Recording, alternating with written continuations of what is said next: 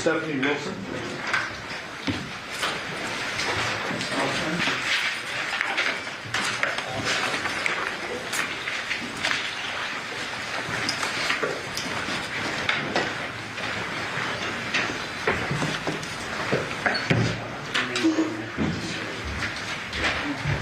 Do you solemnly swear or affirm the testimony about giving this action shall be the truth, the whole truth, and nothing but the truth, so help you God? I do. Yes. Thank you. And if you please state your full name and then spell it for the record. Stephanie Wilson, STEPHANIE WILSON. Thank you. Ma'am, what do you do for a living? I am currently employed as the crime scene analyst supervisor for the Henderson Police Department. And how long have you been with Henderson Police Department in total? I've been with Henderson for 18 years, How long have you been working in your current capacity as crime scene supervisor? for 13 years. What did you do prior to being the crime scene supervisor? I was a crime scene analyst with Henderson, and then 2 years prior to me getting hired on at Henderson, I was employed with Las Vegas Metropolitan Police Department, also as a crime scene analyst. And what type of training and education do you have that allows you to do what you do? So upon getting hired, you go through an 11-week academy. It's like a classroom type setting. If you successfully complete field training, you go through, the academy, you go through about 16 weeks of field training. And then my current job also requires a certification through the International Association for Identification, where we have to have so much ongoing training every year. So.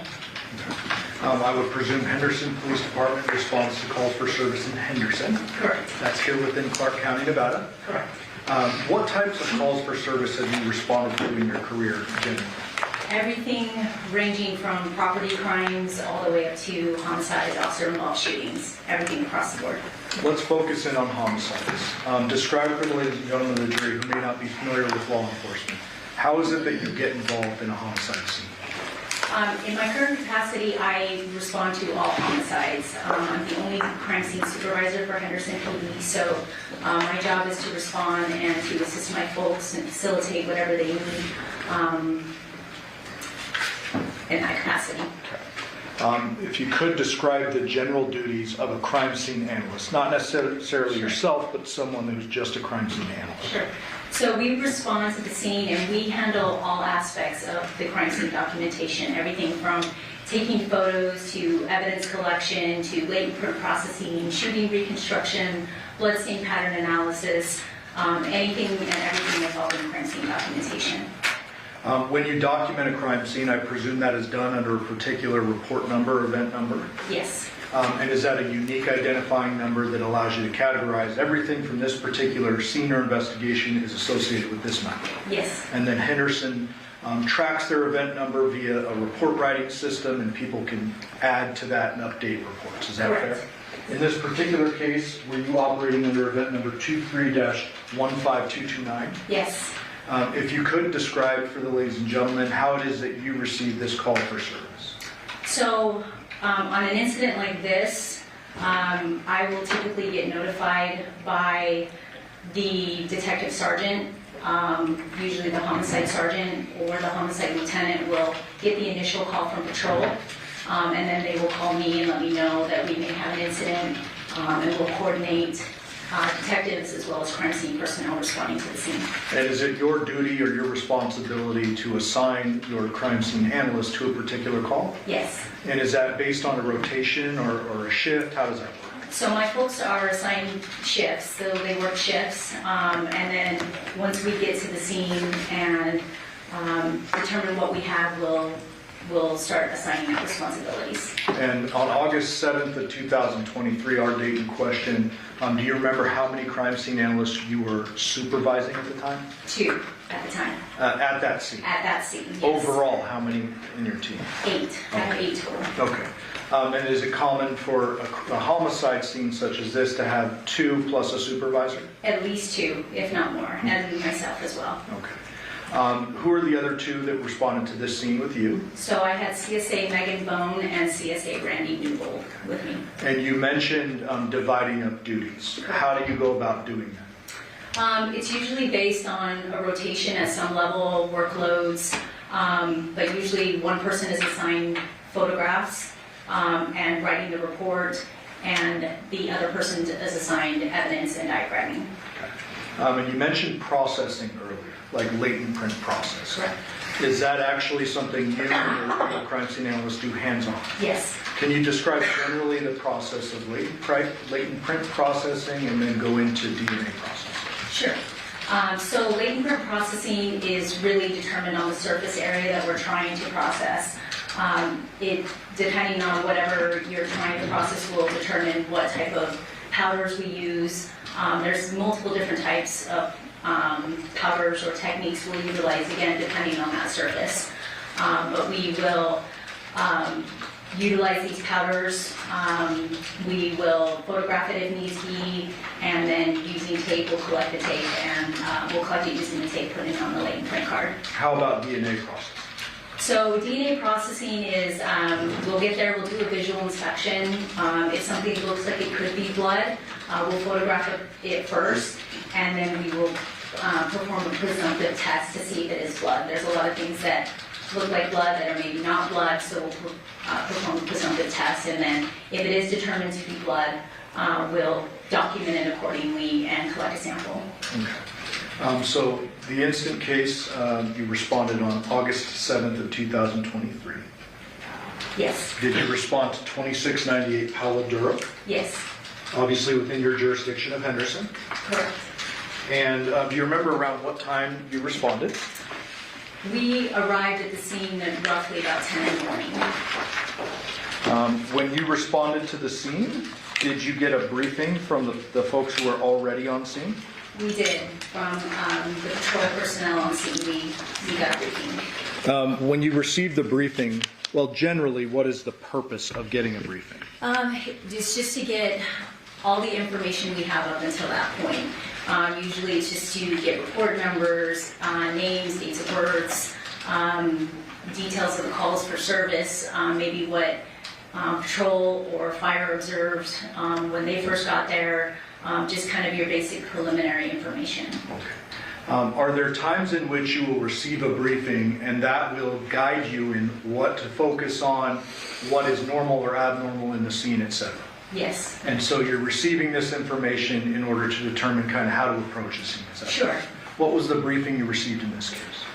In this particular case, we received information that that the victim had been found by his mother, that he was laying in bed, and that there was a strong odor of chemicals in the area that he was found. We weren't really sure yet what we had. Patrol had advised that they believed that his head was gone, was missing.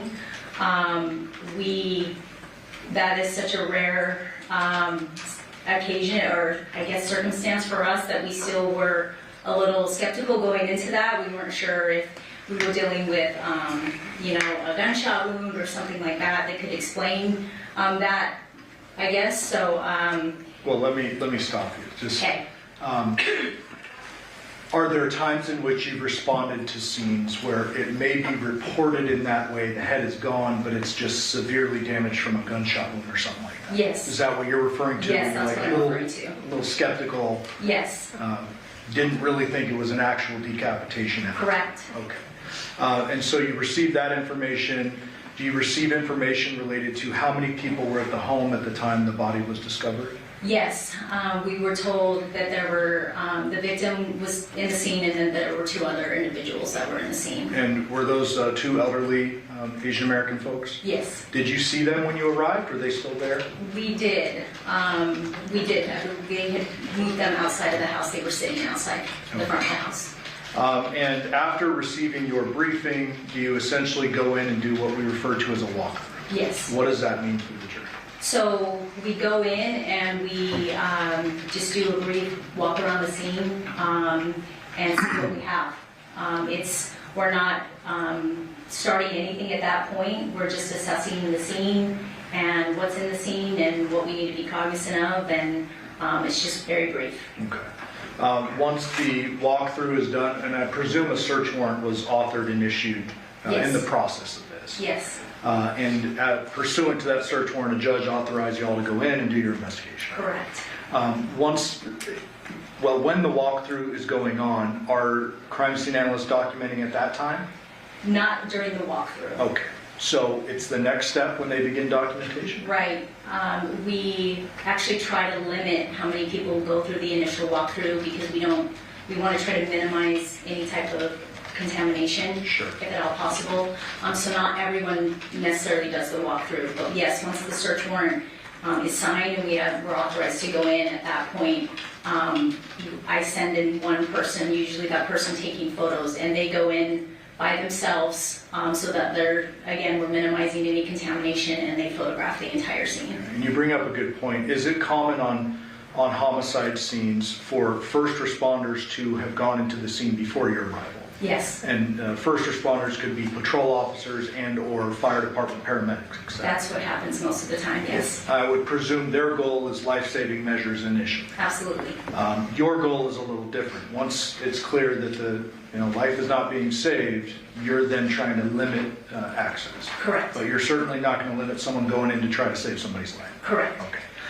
And in this case, you mentioned that the duties were divided up a bit. Yes. Did you say who was doing photography? CSA Megan Bone. Okay. And is there typically what's referred to as a crime scene diagram authored? Yes. Who did that in this case? So in this particular case, we had actually just gotten a new piece of equipment. We had just gotten a scanner. It's like a 3D scanner. So I actually did the scans of the scene, and it just generates point cloud data of the scene. And Megan was able to take that data and put it into this computerized diagram. May I approach? Yes. Showing scene 16, do you recognize that? Yes, What does that appear to be? that is the diagram of the scene. And who's the initial of that? Any objection to that? No objection. May May I publish? Yes. Thank you. Showing the jury 16.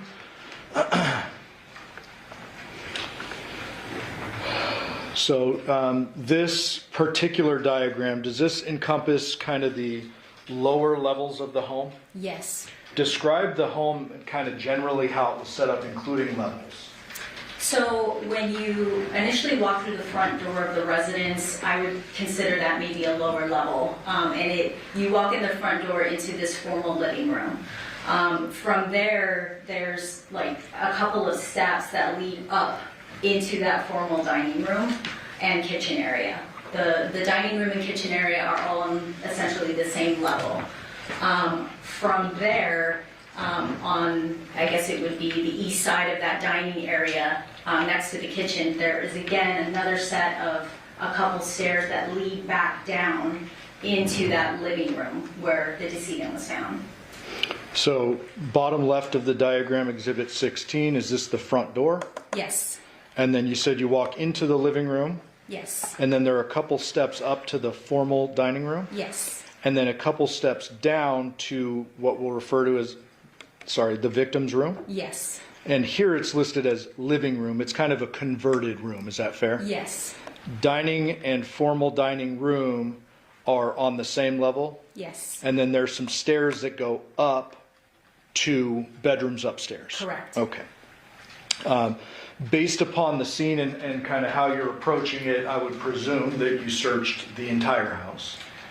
We did not personally, the crime scene personnel didn't search the entire house, Yeah. but yes. And when I say you, I'm referring to all of Henderson. Yes. I should have been more specific. Okay, yes. You, as well as homicide detectives, are searching the entirety of the scene. Correct. Searching and photographing and documenting are different things. Correct. Okay. You guys are documenting this. Yes. Okay. The garage here is down to the bottom right, correct? Yes. And then just for the record, what is all this we're seeing on the right-hand side of the screen? So it's a legend of the diagram, so you can kind of see the title. So we have the report number, the address, what type of incident it is, who completed the diagram, and then we have, like I said, a legend of the evidence and items that we collected within the scene.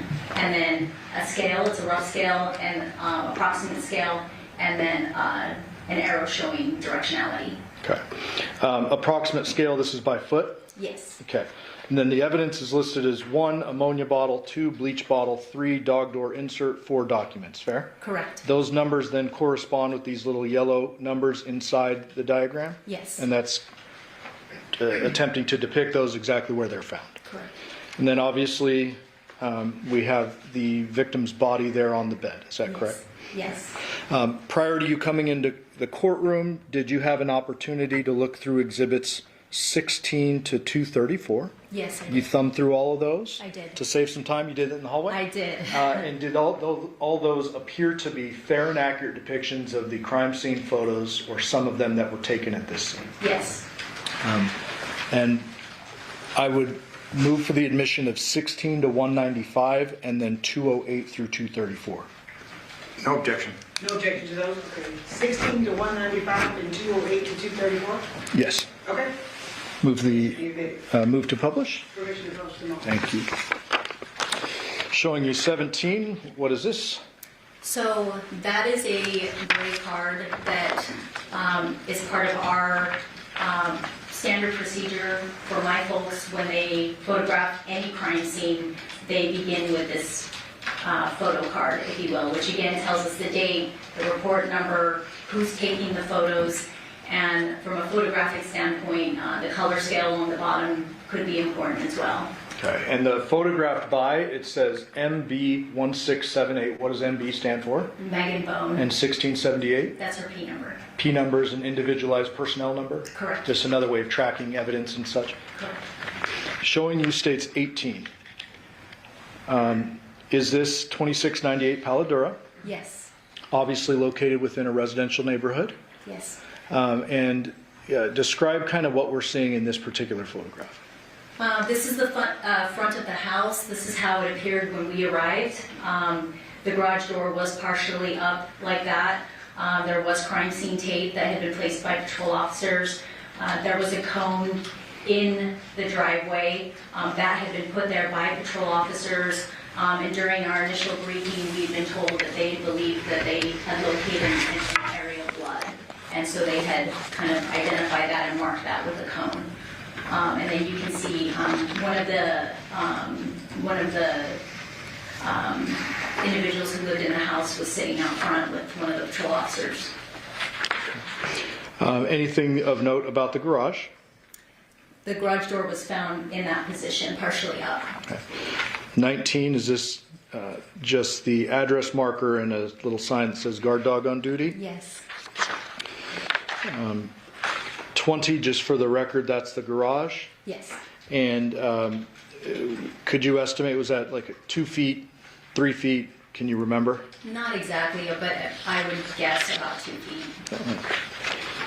States 21, what are we looking at here? That's the cone that patrol had placed in the driveway. Is that to the left of the cone a little spot of apparent blood? Yes. Was that presumptively tested? Yes, it was. And what was the result of that? It was presumptive positive for blood. As a result of the presumptive positive test, what do you and your team do with that? So we use our own placard, which there are additional photos of later on. We use our own placard to identify this area of blood. In this case, I believe it was marker A. States 22.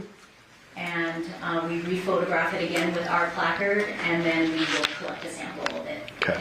And so in 22, you can see there's a couple of, looks like spots or like a trail or whatever you want to call it. Is that right? Correct. I'm going to try not to be redundant with the photos. I'm going to draw your attention to 24. For the record, when you're looking at the home, is this the right side gate or entrance area which would lead to the garage? Yes. I'm sorry, to the backyard. To the side yard, yes. And was that obstructed? Yes, it was completely closed off. By what? This wood fence. Okay, just for the record. There are 3 large trash cans there. Yes. We'll get to that a little bit later. States 25, those trash cans, and then that wood fence, I guess, covers the entirety of that way into the backyard, correct? Correct. Showing you states 26, are we now looking at if you're facing the home, the left side, which would be the potential other entrance to the backyard. Yes. 27, just a little bit closer there, showing that. The gate, yes. And that gate appears to be a gate that does swing. It does. Correct. We'll get to the backyard in a little bit. Showing you states 28, is this the front door? It is. Any signs of forced entry to the front door? None. States 29, is that just documenting and showing that the door wasn't busted out? Yes. 30, what are we looking at here? So that is that front living room right when you walk in through the front door. Photographer is basically standing in the threshold of the front door. Yes. 31, what perspective are we looking at now? So again, in that same position, right on that threshold of the front door, looking up into the dining area. You can see what appears to be a power tool here to the right. Can you see it? Yes. Fair to say that's not a saw. Correct. Some other yes. kind of power tool. Okay. And then 32, where are we oriented now? We're in that same living room, or we're in that same living room, just standing just to the side of the front door. And And you can see the stairs going up to the second floor. Okay. So these in the right-hand side are the stairs you referred to going up to kind of the living area, and then to the right, that goes up to the upper level. Correct.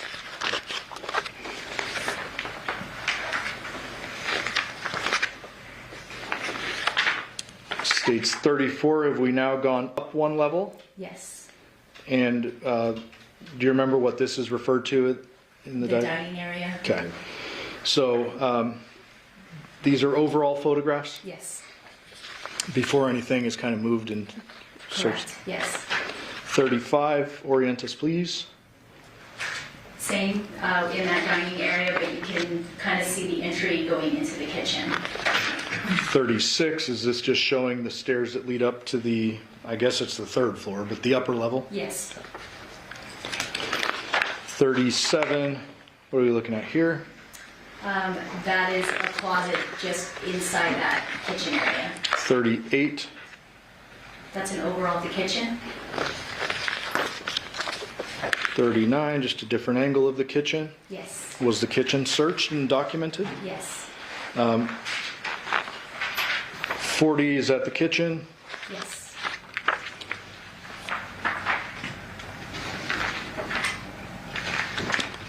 43, start opening cabinets and you and your team are searching through everything? Yes. 44, oops, zoom back out. Still in the kitchen, opened up the dishwasher, Yes. nothing of evidentiary value or note in there. No. And I won't go through all these, but I mean, you're opening these cabinets and going through pretty much everything, right? Correct. 46, knife drawer. Yes. In here we have kind of your common steak knives and butter knives over here. Is that fair? Yes.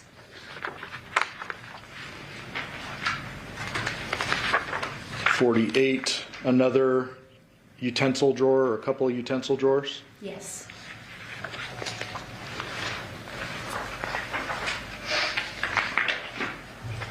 And there are several other drawers, cabinets that are photographed in the kitchen. Is that right?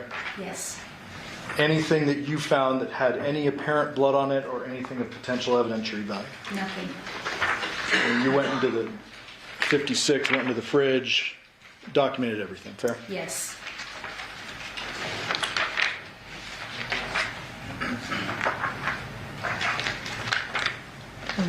Focus in on 61. What is this here?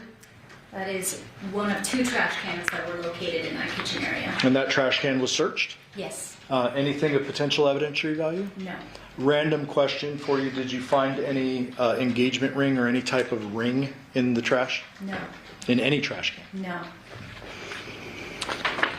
States 63. What are we looking at here? That is the adjacent dining area to the kitchen. Okay. And so in the background, you can see an entrance to a room. Where is that going? That is going down to the living room makeshift bedroom area that the victim was found in. And before we move out of this kitchen, or dining area. 65, is that another trash can? Yes, Searched? yes. No ring? That one was completely empty.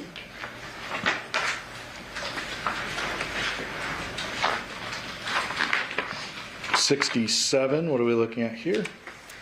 So that is standing right on, in the dining area, right before those steps leading down into, again, the living area, makeshift bedroom area. And just for the record, there's no door that enters into this room, No. correct?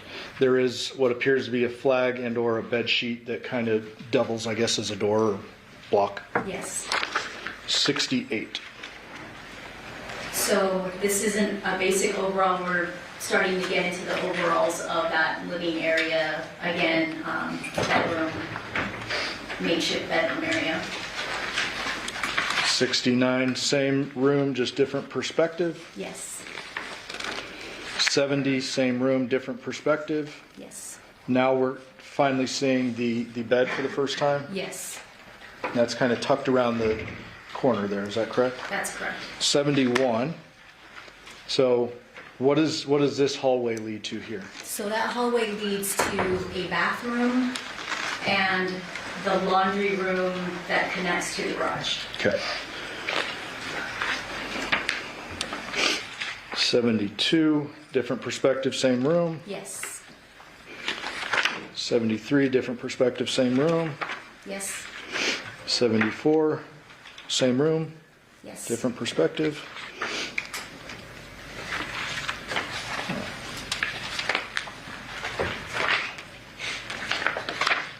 '78, what are we looking at here?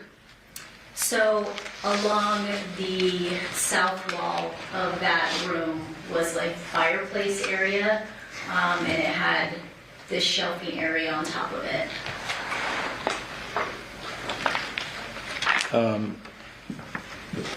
A fireplace area, but it appeared it's blocked off. Yes. Right, it's kind of doubling as shelves. Correct, yes. 79, what is this? That's a table in that room. All right. Before we approach the bed, so are there any general observations you made of this part of the scene before we get into the bed and the body? It appeared to be cluttered with clothing and other various items. There was nothing that particularly stood out visually. Again, just that it was dirty and cluttered and kind of unkempt.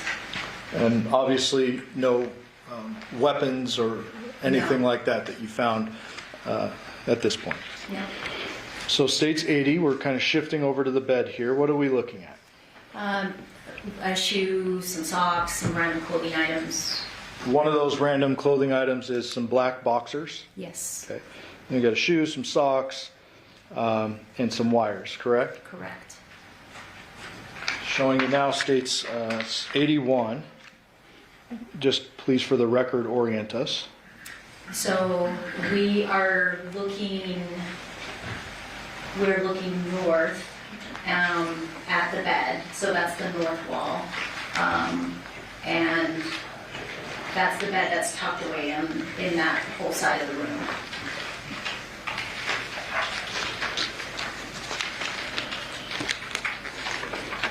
'82. What portion of the bed are we looking at here? That's the headboard of that bed. And you're documenting kind of the gap in between the headboard and the bed? Yes, 83, getting a little closer to the bed here. yes, 84, now we're at the foot of the bed. correct. Did you find anything of potential evidentiary value, flip that, down near the foot of the bed? That's where we started seeing what appeared to be blood. Okay. Was the foot of the bed. And I do have photos later that show your markers, but do you remember where that particular blood was? Right on the foot portion of that bed, that wood frame of the bed, we started seeing like our first drops of blood. Okay. We're getting a weird glare here, so let me see if we can. And some on the carpeting.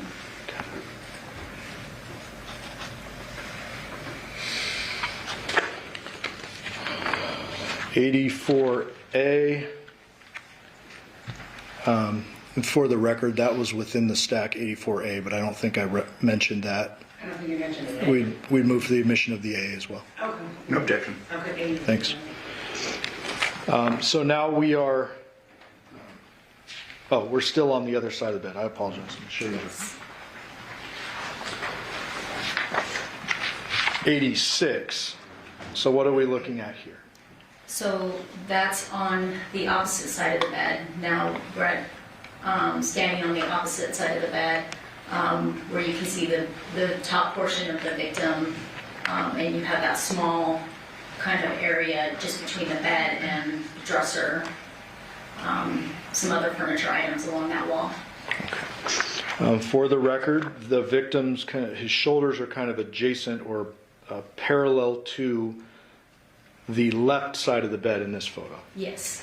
The left edge, I should say. Yes? Yes. Did you make any observations about the blood patterns here on top of the bed?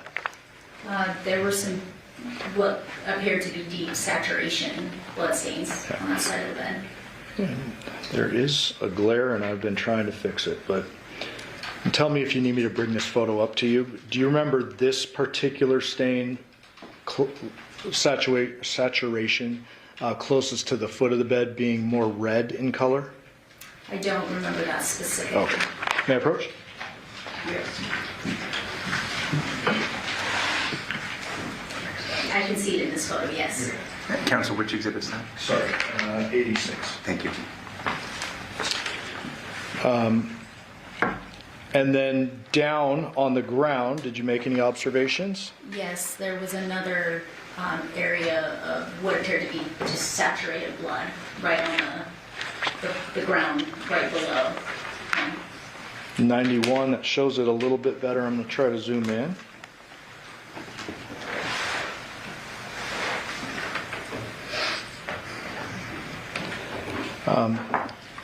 The larger stain on the ground, is that an area you would refer to as a saturation point? Yes, And then there's another lighter spot above that, correct? correct. Just tell me kind of what your observations were related to this blood and the positioning of the victim. So that was right below where the victim's head would have been. Clearly that's where we saw the bloodletting injury, if you will, occurring. So that's where carpet is a little difficult, but those were saturation stains. So it was just blood that had pooled and saturated in those areas right below where he was at. Showing you 92. Is this that same stain, just a Yes. different perspective? Yes. Do you see areas of kind of displacement or like odd patterning here? It's difficult to determine that, but to determine like clean borders, but Sure. yes. Sure. Clean borders, like what are you referring to? What does that mean? Like if something had been placed there, carpet again is difficult because you don't get those clean borders that you would see like on a hard surface or a non-porous surface. Carpet is a little more difficult, but yes, like you can, I guess, see the outline of where the stain ends. On the right side of the stain, it looks like there's almost a straight line. You see that? Yes. Okay. I would presume your photographer got a little closer and took several photographs of this area as well as the victim's shoulders. Yes. Showing you now 93. This is a little bit better photo of the patterning here on the bed. Is that right? Yes. Did you make any deductions or observations related to the amount of blood, the positioning of the blood, etc.? We didn't at that time, no. We just clearly observed and documented that this just was a very large saturation blood stain.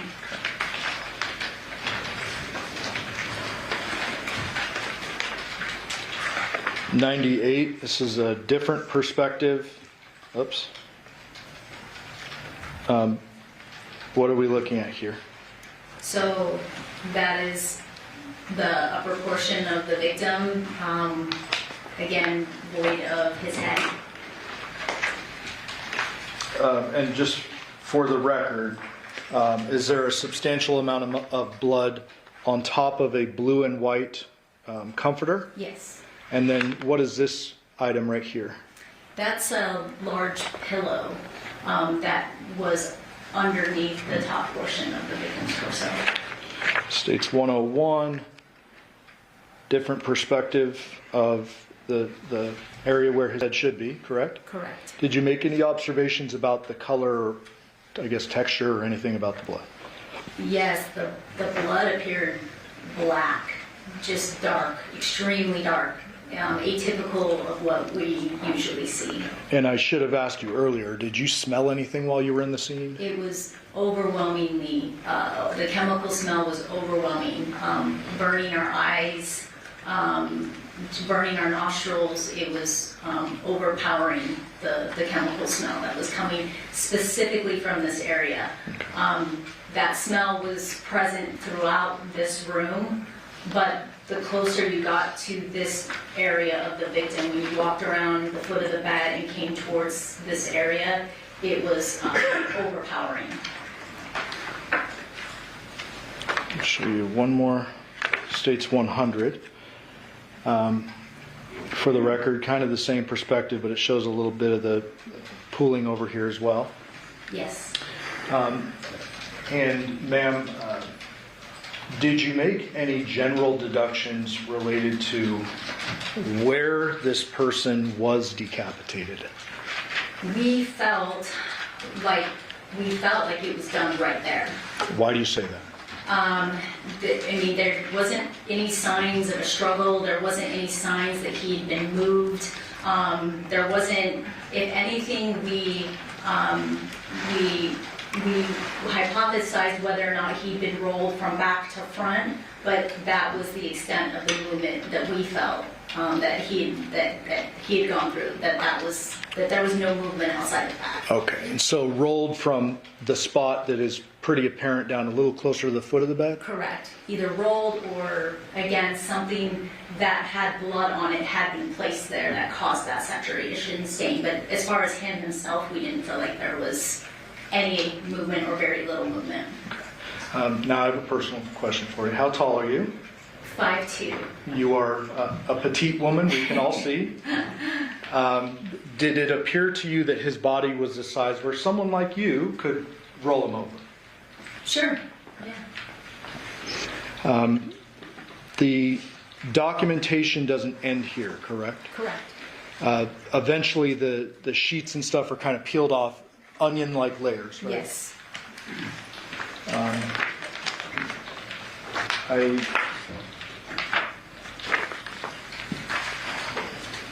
Well, you looked closely at the victim's neck where his head was decapitated. Yes. Did you make any observations about the injury itself?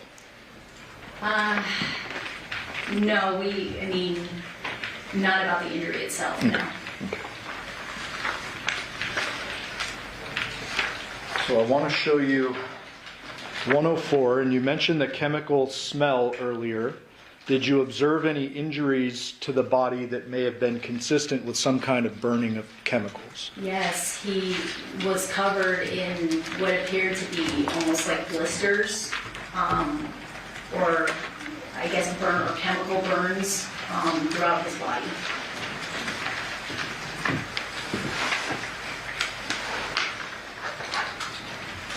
States 106. Is that an angle of the backside of his left shoulder? Yes. And left inner arm? Yes.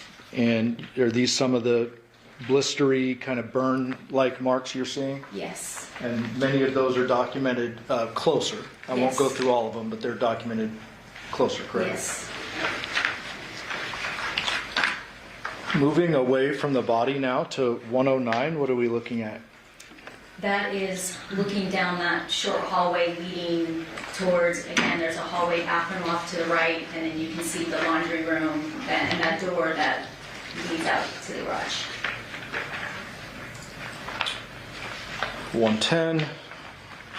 What are we looking at there? So those were two, I guess, bottles of cleaning supplies that were found on the ground, right that door is the door to the bathroom. So one of them was a bottle of ammonia, and the other one is a bottle of soft scrub.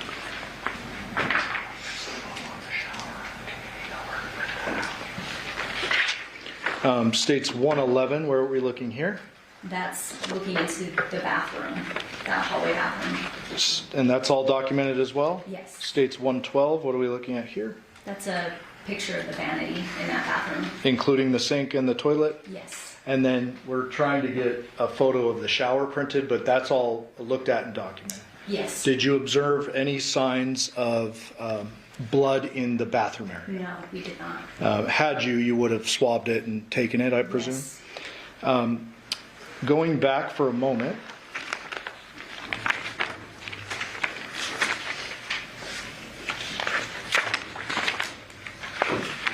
to States 100, would you agree with me that the blood in this area is generally focused where his head should be, and then at the bottom of the, or I guess the foot of the bed and the ground, Yes. directly underneath it? Yes. Have you responded to crime scenes involving gunshot wounds? Yes. Okay. How, I mean, any estimate, thousands, hundreds? Hundreds. Okay. Have you responded to scenes involving stab wounds? Yes. And is it common to observe blood kind of less focused in one area in those types of scenes? Can you explain that? Well, would you expect with a gunshot wound cast off or spray or spatter? Yes, absolutely. What are those terms that I just used, just so the jury understands? So anytime you have like a gunshot wound injury, you will see various types of blood stain, blood spatter, if you will. We have forward spatter, you'll have back spatter. For injuries involving like sharp objects, like stabbings, a lot of times you'll see cast-off patterns, things like that. So there's all different various types of blood spatter depending on what type of injuries or implements cause those injuries. Sure. And if an injury occurs while a person is alive, it's probably more likely that their arteries are pumping and their veins are pumping. Absolutely. If an injury occurs that's not, if a decapitation occurs post-mortem, there's not going to be spurting, correct? Correct. And I should ask the general question, did you observe any spatter, cast off, or anything on the walls, No. on the headboard, No. on the ceiling, No. on the anything else that's kind of cluttered around the No. body?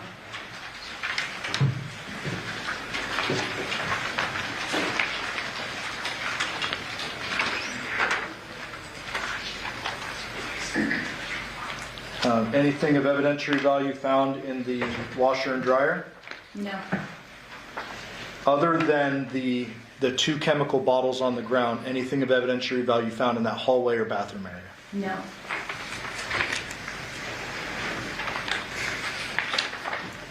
$119. Is this the door, the garage door? Yes. And I guess, what perspective are we looking at this at? So you're inside the garage. Okay. So we pass through that hallway, past the bathroom, into Right. 120. What are we looking at here? That's an overall inside the garage.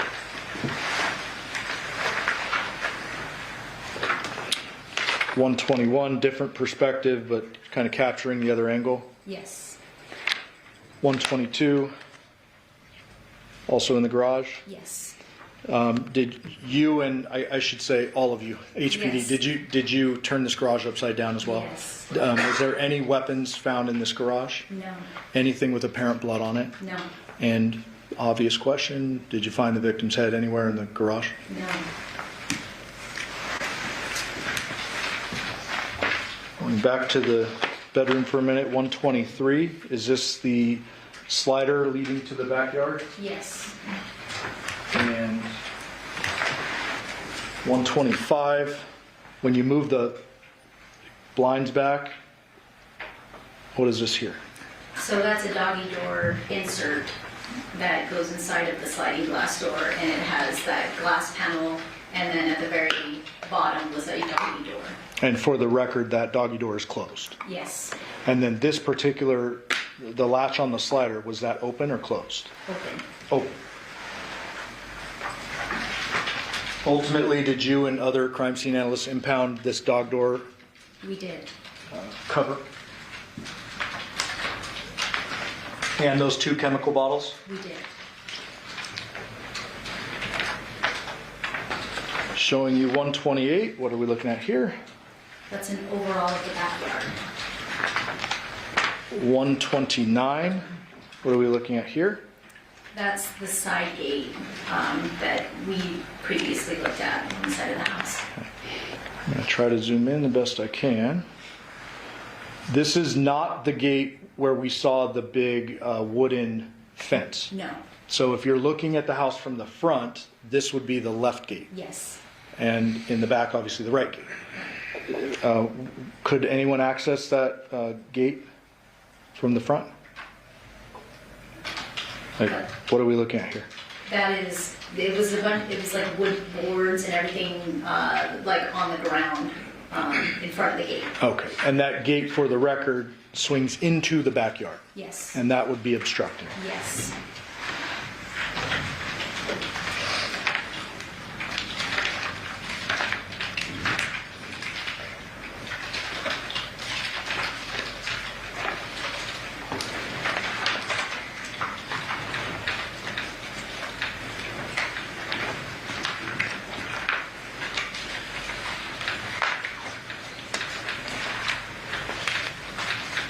And actually,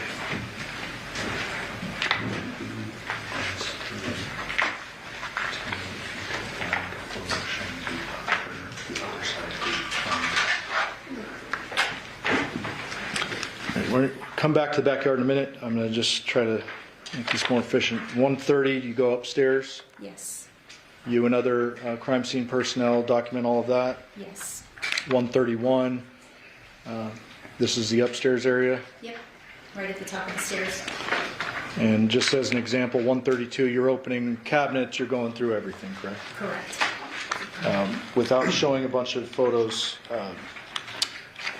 was there anything of potential evidentiary value found upstairs? No. Any weapons? No. Any head? No. Any blood? No.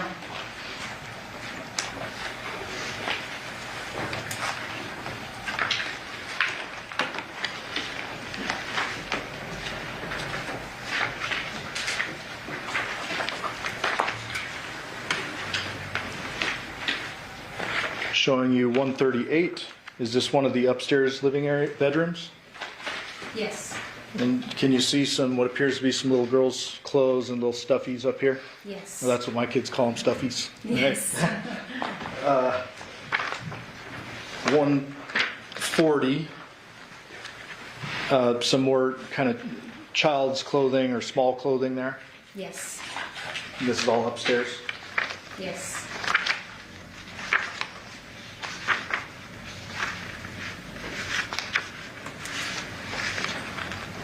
145. This bathroom door appears to be painted pink. Yes. Did you find it?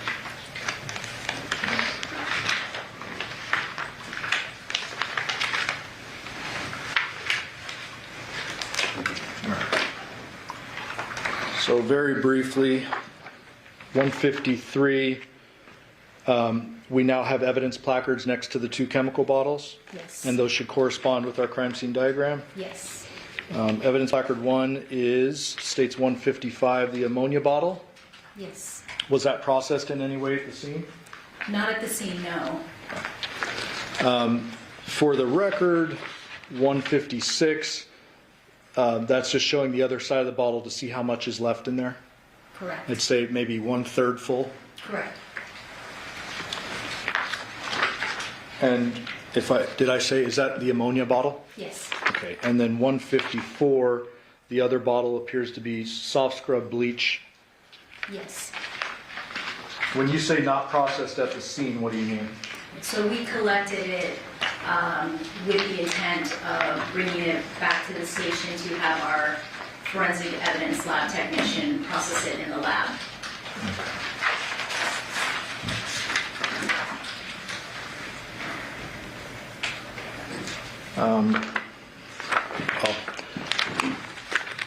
Going back to the backyard for a moment, the one gate is obstructed that swings inward to the backyard. Correct. The other side, I'd shown you a photo earlier from the front, that gate, that wooden fence, Yes. does that cause that side to be completely obstructed as well? Yes. Okay, so both sides are obstructed. Yes. States 160, where are we now? So that's the foot of the bed where the victim was. 161, now we have an evidence placard showing what? That's showing an area of apparent blood that was located on the foot of the bed. Very small, almost like droplets. Yes. Did those appear to be downward droplets? Yes. What's the difference between a downward and kind of a sprayed? It's like a passive blood drop. So it doesn't show a lot of directionality. It's more of just like a passive, like something that's dripping blood, just passively. It doesn't show a lot of movement. In addition, in the bedroom, did you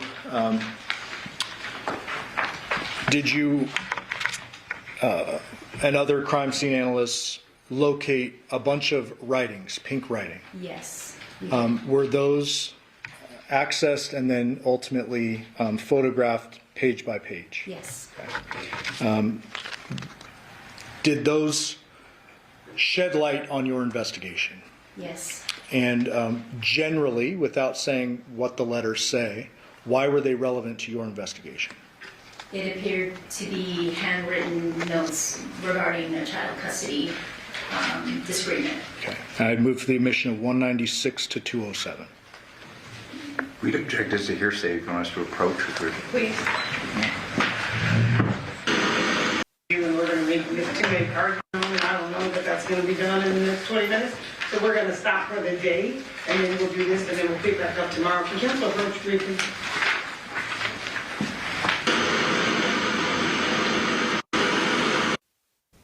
Okay, ladies and gentlemen, we're gonna take our night recess. During this recess, you must not discuss or communicate with anyone, including fellow jurors, in any way regarding the case or its matter, either by voice, phone, email, text, internet, or other means of communication or social media. You must not read, watch, listen to any news and media accounts or commentary about the case. You must not do any research, such as consulting dictionaries, using reference materials. You must not make any investigation, test the theory of the case, recreate any aspect of the case, or in any other way investigate or learn about the case on your own. And you must not form or express any opinion regarding this case unless I submit it to you. Ladies and gentlemen, we'll be in recess until tomorrow morning at 11 a.m. All rise for the jury.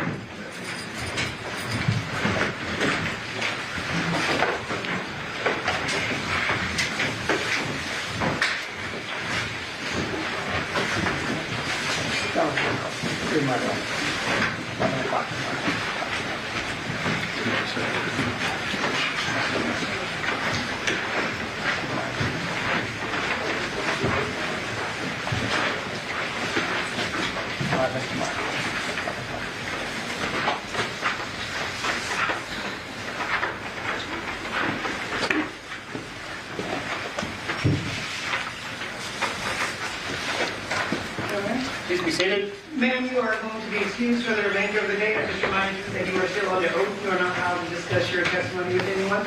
You can report back tomorrow morning at 11 a.m. Yes, ma'am. Okay, thank you. Thank you. All right, we're going to be adjourned for the rest of the day, so everybody can be excused.